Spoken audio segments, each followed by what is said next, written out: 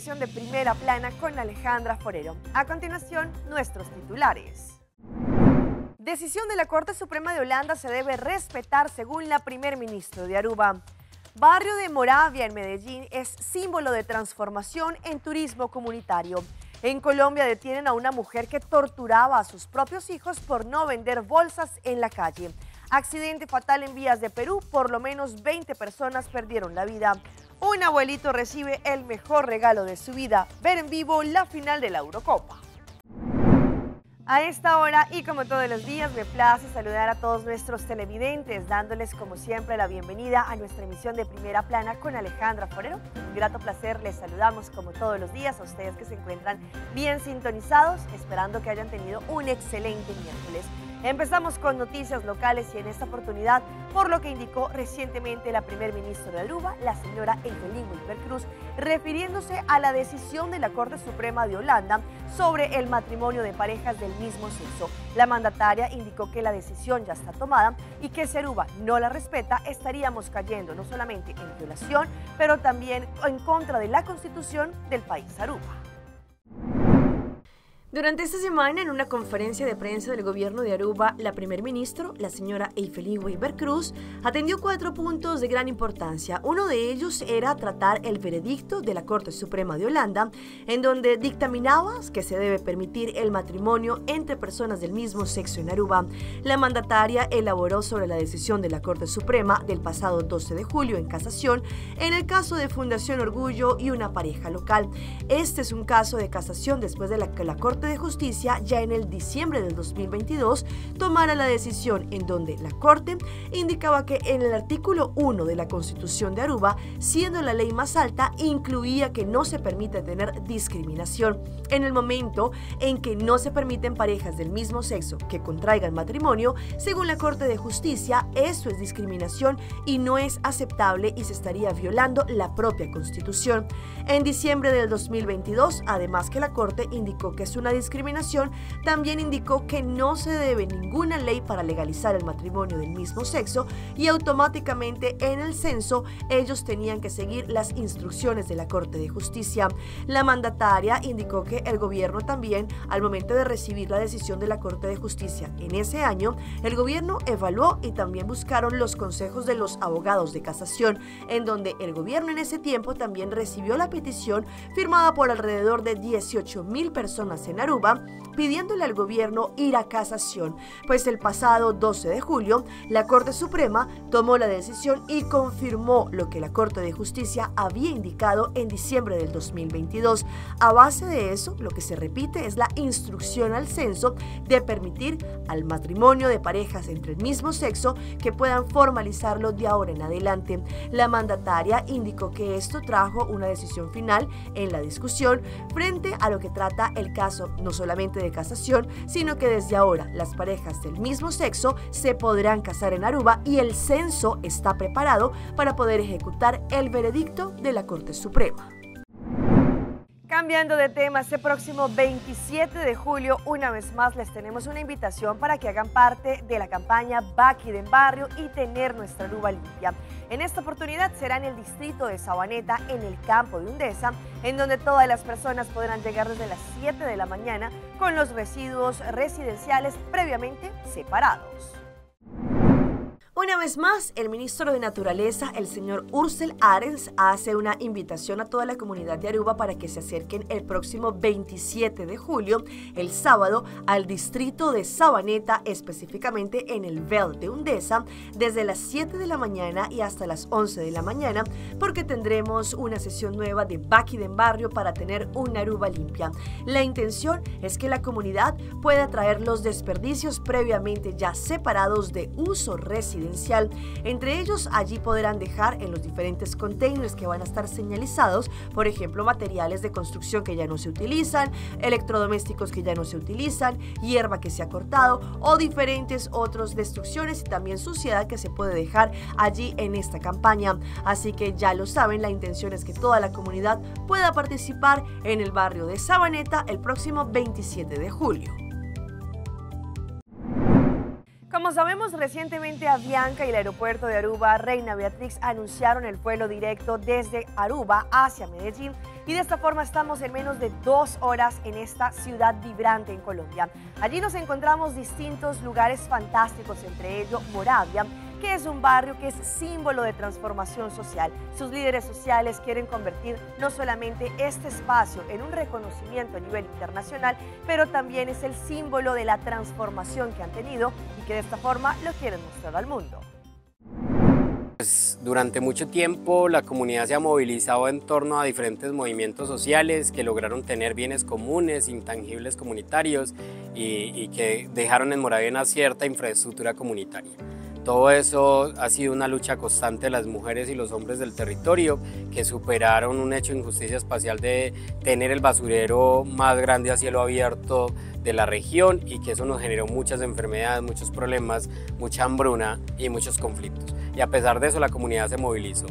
Logramos a final de los 90s que lean una situación problemática que tenía el territorio y se crea un proyecto de intervención urbana, un plan parcial, y ahí se crea una metodología de trabajo comunitaria con asambleas barriales y se concerta qué íbamos a hacer en el territorio. Y logramos tener un proyecto cultural que lograra tener una casa de la cultura, que le diera toda esa necesidad y esa identidad del territorio, y tuvimos proyectos de memoria, promoción de lectura antes de esa casa de la cultura, y logramos que la empresa privada, la alcaldía de Medellín, con su proyecto urbano en el territorio, y se sumaran dineros y logramos construir una casa de la cultura.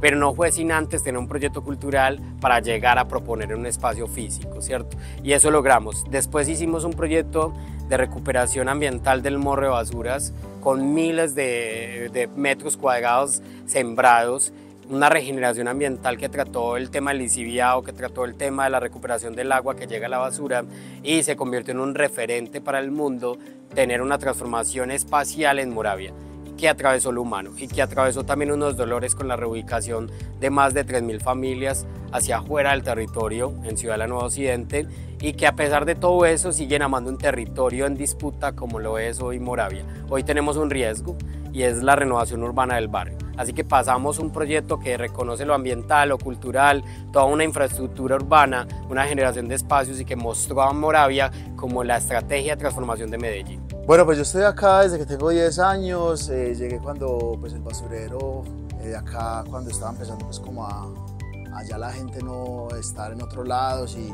dejar de habitarlo en algunas partes o otras veces también habitarlo.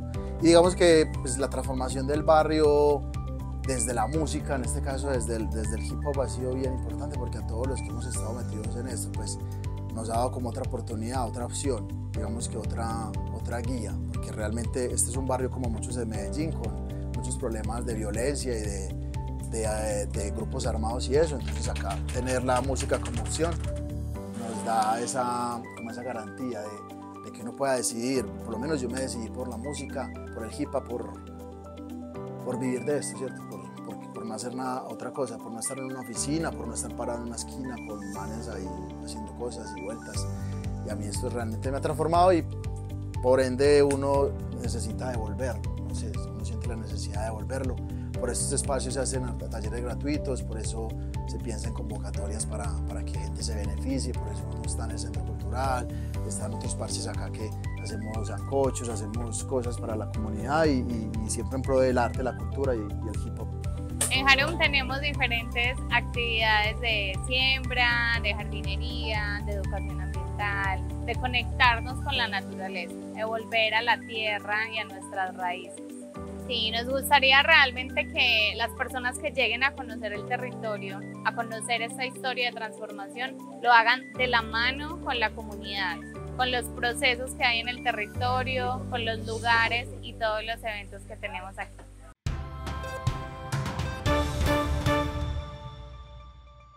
Empezamos nuestra ronda internacional en Colombia, en donde lamentablemente una mujer fue detenida por las autoridades porque ella torturaba a sus 2 hijos por no vender bolsas de basura en las calles si no llegaban con el producido del día para que ella y su esposo, es decir, el padrastro de los menores, lo utilizaran para el consumo de drogas. Allí los torturaba. La mamá torturadora fue detenida en una vivienda en una invasión en el sur de Bogotá tras una denuncia que realizó el padre de los 2 menores de 13 y 15 años que vivía separado de sus hijos en otra zona de la capital del país. El padre de estas menores, pues básicamente lo que refiere es que son ellos cansados de tanto daño, de tanto maltrato, que acuden donde él al momento de la visita y le cuentan todo esto. Los niños contaron que su padrastro y su mamá los obligaban a vender bolsas de basura en las calles del norte de la capital para recaudar 50.000 pesos diarios cada menor. Para el tema de consumo de sustancias estupefacientes, situación que pues generaba una constante presión hacia estos niños, niñas y adolescentes. Cuando no cumplían con las cuotas, eran torturados. Llegaron a colocar los pies de los mayores sobre la cabeza de estos menores, situación que pues ocasionaba dificultad para respirar e incluso a veces podrían haber sangrado. Mientras que con la denuncia de los niños, su mamá fue detenida y su padrastro es buscado por la justicia, la policía hizo unas recomendaciones. Pues el primer llamado es efectivamente a no dar dinero, porque es que el dinero genera que efectivamente se mantenga esa actividad. Y aparte de eso, pues las consecuencias que puedan traer para estos niños, niñas y adolescentes con nuestros niños, con nuestros hijos, pues los revisemos tanto en su estado de salud mental, pero también en su estado físico. Y nos vamos a un lamentable accidente que ocurrió en las últimas horas en la autopista que conduce en el Perú, en Ayacucho, en donde por lo menos 21 personas perdieron la vida y otras 20 también resultaron fuertemente heridas. Según lo que explicaron, al parecer el conductor de este autobús perdió el control en la intermunicipal. Efectivamente, Ayacucho amaneció con una mala noticia con este lamentable accidente ocurrido en la vía Los Libertadores, carretera que une a las ciudades de Ayacucho con Ica y Lima, y que hasta el momento se registran más de 22 fallecidos, además de otras 25 personas heridas, quienes están siendo trasladadas al Hospital Regional de Ayacucho, donde nos encontramos. Poco a poco los familiares de las víctimas mortales, así como de los heridos, están llegando a este nosocomio para conocer la situación de sus familiares. Hay que señalar que la vía Los Libertadores está en pésimo estado de conservación y habría sido una de las causas para que ocurra este lamentable accidente como el otro ocurrido hace 2 meses en este mismo lugar. Y nos vamos hacia Paraguay, en donde unos hombres que se encontraban trabajando en un taller, allí al parecer estaban arreglando diferentes autos y en un momento ocurrió una fuerte explosión. Todo esto quedó grabado en las siguientes imágenes. Esta tremenda explosión tuvo lugar en un taller de soldadura especializada que está ubicado sobre la calle Calé Candia en Fernando de la Mora, zona norte. 2 trabajadores del lugar se hallaban soldando un tanque contenedor de combustible de un camión de gran porte en compañía de un cliente. En un momento dado se produjo la explosión que afectó a toda la sala. Los 3 hombres salieron rápidamente del lugar, pero fue tarde debido a que 2 de ellos sufrieron quemaduras. Uno de ellos incluso perdió gran parte de la ropa debido al abrasivo calor. Se trata de Derlis Adán Fernández y Antonio Torres, que fueron derivados al Hospital del Quemado. Los bomberos explicaron que sucedió una deflagración. Se trata de un fenómeno que se produce por el contacto de un gas con el aire y el fuego en un espacio reducido. Aparentemente, los trabajadores olvidaron vaciar el gas que seguía contenido en el tanque. Sabemos que en Ecuador, en diferentes conflictos que se han vivido en los últimos 6 meses, tiene que ver mucho con la problemática social que ha existido, pero no solamente esto, pero también la delincuencia que los ciudadanos tienen que vivir casi que a diario. Les tenemos a continuación un reporte de lo que ha ocurrido en los últimos 6 meses frente a la delincuencia. Ni siquiera la declaratoria de un conflicto armado interno a inicios de año ha frenado la acción criminal en Ecuador. El asalto, grabado por una cámara de seguridad, ocurrió hace escasos días en una carretera cercana a Guayaquil, la segunda ciudad más importante del país, aún azotada por altos niveles de violencia. El gobierno insiste en que las operaciones militares y policiales han reducido la acción de las bandas a 7 de las 24 provincias. ¿Qué es lo que pasa? Cuando empiezas a cerrar el territorio, hay más delincuentes por metro cuadrado en los lugares donde hay conflicto y se empiezan a pelear también por territorio. El gobierno ha señalado que las muertes violentas han bajado un 17% en los primeros 6 meses del año. Sin embargo, las cifras distan aún de un efectivo control del crimen organizado. La analista Carolyn Ávila cree que los resultados aún son muy modestos y atribuye que la guerra contra las bandas se sostiene en la narrativa oficial. No se han eliminado las causas de muerte violenta, no se han eliminado los secuestros, no se han eliminado las extorsiones. Y señala que la palabra presidencial ha perdido confianza en la población. Si es que no cuidan el valor de la palabra, así tengan resultados de ingestión que quieran comunicar, las dudas que deja la palabra presidencial no le van a permitir llegar adecuadamente a la población. Un reciente estudio de opinión elaborado por la empresa Click Research determinó que el 46% de ecuatorianos cree que sus principales problemas son la delincuencia, el sicariato y el narcotráfico. Cambiando de tema, en las últimas horas fue detenido el hombre que accionó el arma que allí alcanzó a penetrar a un hombre colombiano que se encontraba en la celebración del paso a la final de Colombia en Miami. Todo esto quedó grabado también en imágenes y gracias a la rápida acción de las autoridades en Miami lograron detener y no le dejaron el pago bajo fianza. Jonathan viajó con su esposa y sus 2 hijos a Estados Unidos. Quisieron participar en el homenaje a la Selección Colombia durante el banderazo en Miami, sin saber la tragedia que viviría. Mi hermana me escribe por WhatsApp y me dice que al esposo le pegaron una bala. En el video quedó registrado el hecho. El conductor del vehículo blanco intenta atravesar la multitud con su carro y de pronto se escuchan los disparos. Luego se ve a Jonathan en el suelo y a su esposa desesperada buscando ayuda. Al final llegan funcionarios de emergencias y lo trasladan a un hospital. De inmediato se encendieron las alarmas y comenzó la búsqueda rincón por rincón del agresor, quien finalmente fue arrestado por las autoridades. Él está en estado crítico, estamos esperando que evolucione. Eso es lo único que sé hasta el momento, ese es el parte médico. Para la familia de Jonathan el hecho es inaceptable y demuestra la intolerancia de la gente frente a este tipo de celebraciones. No, pues una persona desadaptada, que los colombianos siempre celebramos y que porque esté la calle tapada entonces tenga que salir y embestir a las personas, pudo matar a un niño, pudo matar a más personas porque es una persona desadaptada. Ahora exigen que el responsable, en manos de las autoridades, asuma todos los gastos médicos de Jonathan, que ya superan una cifra importante en Estados Unidos. En este momento no sabemos cómo vamos a hacer con los gastos, pues porque ellos trabajaban allá al día, ellos lavaban carros, ellos tienen sus 2 niños allá, entonces no sabemos cómo vamos a hacer con los gastos. El agresor, según las autoridades, fue identificado como Luis Francisco Morales, quien tiene 49 años y la justicia no le concedió el derecho a fianza. Cambiando de tema, en los Estados Unidos, según el último reporte, han indicado que las cifras y los índices del paso de inmigrantes por la frontera ha disminuido según los últimos reportes y esto, según lo que han indicado, tiene que ver por la aplicación CBP One. El informe es de La Voz de América.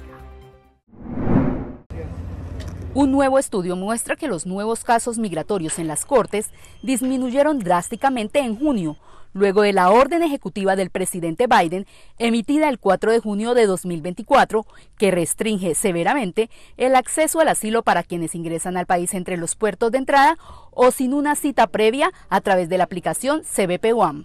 Ha habido una disminución del 38% de casos que están llegando a la frontera sur de los Estados Unidos, aún más alto desde enero, ha bajado bastante. Los registros judiciales caso por caso compilados por el Centro de Información y Acceso a Registros Transnacionales TRAC de la Universidad de Syracuse muestran que solo llegaron 100.000 casos nuevos en junio, más de 40.000 casos menos del total en mayo. Abogados de inmigración lo atribuyen a varios factores relacionados con la orden ejecutiva. Estamos viendo que a las mamás solteras que vienen con sus criaturas ya no los están tratando como antes, sí los están deportando de manera expedita. No es automático que los van a dejar entrar simplemente porque vienen con una criatura menos de 18 años de edad. La caída de casos es notable entre los ciudadanos provenientes de Venezuela con un 76% y de mexicanos con el 63% durante ese mismo periodo. Hay ciertas naciones en las cuales están siendo mucho más demorados que les den cierta resolución a los procesos. Por ejemplo, con Venezuela, que ya lleva 13.000 casos, están entrando 13.000 casos solamente en este mes, en los que llevan más de 40.000 casos en espera. Las detenciones por cruzar irregularmente la frontera desde México cayeron un 29% en junio, el mes más bajo de la presidencia de Joe Biden.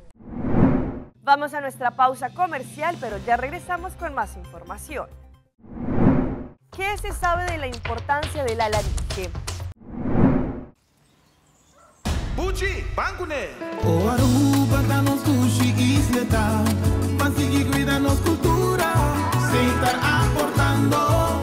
Nos Aruba dushi tera van unen y van ayudan, sigue que tradición, per siguiente generación. Tu hermana Laira, se está siempre creando, deporte y danza, se están aportando, cultura per futuro, se están conservando.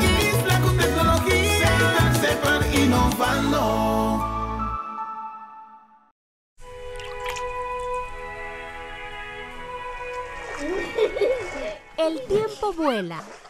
Esté preparado con Sagicor Life Aruba. Visítenos en sagicorlife.com.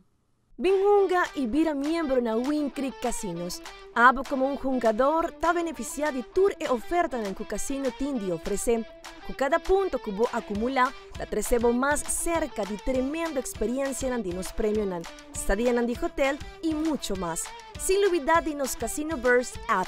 Download Esaki y junga online gratis y haya premio en pa junga de nos casino manera free play.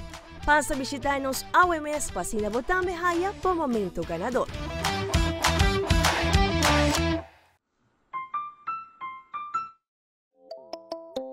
Hacibocos, de Florin Card efectivo de CMB, boa tarjeta de compras local. Uma criação único, dinâmico e especialmente pago. Hacibocos, é tarjeta que paga uma mensual confortável, sem ter gasto não adicional e sem complicação. Hacibocos, de Florin Card efectivo de CMB. Bom amigo.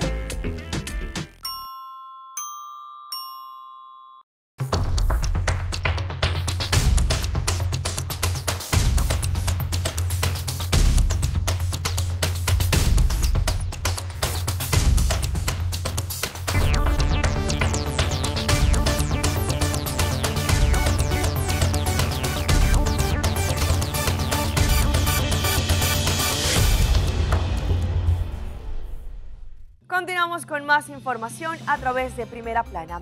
¿Qué se sabe de la importancia de nuestra laringe? Ustedes sabían que allí es donde emitimos la voz, pero que también es un sello de cada persona. Hoy en Primera Plana hablamos de tu salud, así que cuídala.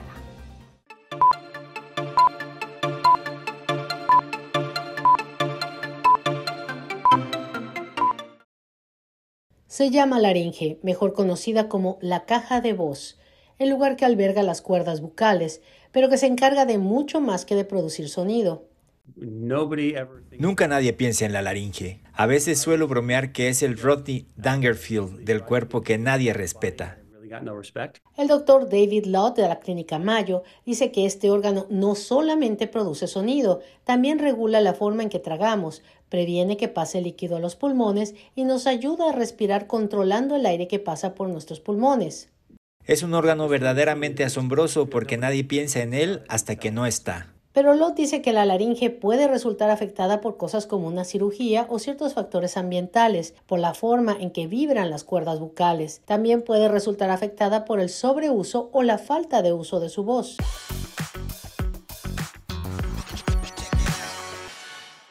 Y llega nuestra sección de las más virales y les mostramos el ataque de unos bisontes a un grupo de turistas que se encontraba visitando un parque importante. Sin embargo, allí una niña, según lo que se muestran en las imágenes, por poco también es atacada por el enorme animal. Una familia de turistas fue perseguida por un bisonte enojado en el Parque Natural de Yellowstone en Inglaterra. Muy confiados se acercaron de manera imprudente al animal. En imágenes compartidas desde redes sociales se observa al enorme animal persiguiendo a dos adultos y dos niños pequeños a través de los árboles. De acuerdo con un medio de inglés, la familia se desvió camino a los árboles cuando vieron a este bisonte visiblemente irritado y con la cola levantada acercándose a ello. Hallie, quédate ahí, no te muevas. Ponte al lado del árbol, le dijo el papá a su asustada hija. Allí los familiares alcanzaron a buscar refugio entre los árboles hasta que pasó el bisonte. Aunque pensaron que lo peor ya había pasado, un segundo bisonte salió de entre los árboles y le pegó otro susto a la familia. Finalmente continuaron el camino por el bosque. El papá de la familia llevaba a su hija en hombros, mientras que la mamá acompañó el resto del recorrido con su hijo sin soltarle la mano.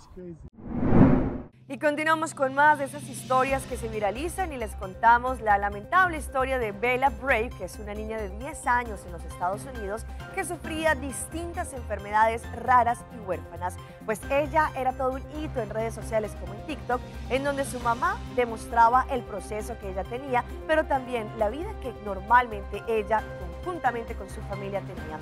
Lastimosamente, el informe llegó y la niña falleció. Bella Brave es una niña que a sus 10 años ha dejado una huella positiva en millones de personas en el mundo. Sin embargo, a pesar de su enseñanza, hoy las personas también le dan la despedida después de luchar contra toda adversidad al sufrir de varias enfermedades raras. Este ha sido el último baile de Bella, al menos aquí en la Tierra, lo dijo Kyle, su madre, al confirmar que la niña de 10 años había fallecido. Su nombre de pila era Isabella Thompson, pero en las redes sociales era conocida como Bella Brave, valiente título que se ganó a pulso en su corta vida marcada por los quebrantos de salud.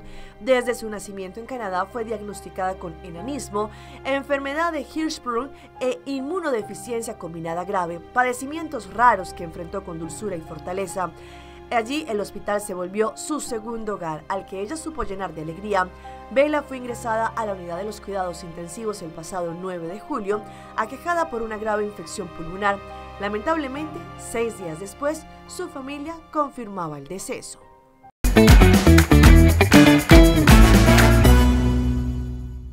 Y a esta hora llega nuestro recomendado del día y viene por parte de Ceitar, nuestra compañía de telecomunicación número 1 de Aruba.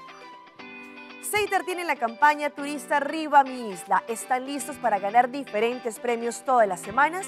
Las vacaciones ya se encuentran y por eso tenemos la promoción de Turista Arriba Mi Isla con más de 10,000 florines en premios. Muchas personas tendrán la posibilidad de ganar, por ejemplo, recargando el prepaid con 5 florines o más, pagando el cobro online a través de pay.aw, Ceitar App, los Self-Service Kiosco o también el Online Banking, comprando un SIM Card y recargándolo con 5 florines o cerrando un contrato o cambiándose a Pick and Choose, Ceitar Complete y Hybrid o Postpaid Cube. Recuerden que si ustedes son clientes activos, están participando en estos juegos automáticamente. Es hasta el 15 de agosto esta campaña. Y ustedes saben que acabamos de conocer al gran campeón de la Eurocopa y también de la Copa América. En la Eurocopa, España se alzó con el gran título como el favorito. Muchas personas querían estar allí en la final y hoy les muestro cómo un abuelito recibió el mejor regalo de su vida por parte de su nieto: ir a disfrutar y vibrar en este estadio de Berlín esta final. El TikToker español Juanqui emocionó a sus seguidores al compartir la sorpresa que le hizo a su abuelo. En un gesto lleno de cariño y sorpresa, el joven decidió llevar al hombre a la final de la Eurocopa e inmortalizó el conmovedor momento con un video que subió. Prepare las maletas que nos vamos a Berlín. Voy a llevar a mi abuelo a la final de la Eurocopa, pero él no sabe nada y le voy a comprar la camiseta de España, anunció el joven al inicio del video. La reacción del abuelo, cariñosamente llamado Yoyo, fue de total incredulidad cuando su nieto le entregó la camiseta de la selección española. Yoyo, nos vamos a la Eurocopa, le dijo Juanqui, provocando la sorpresa de su abuelo. Al darse cuenta que le decía la verdad, lo abrazó y estalló en llanto. Su abuela también se emocionó mucho.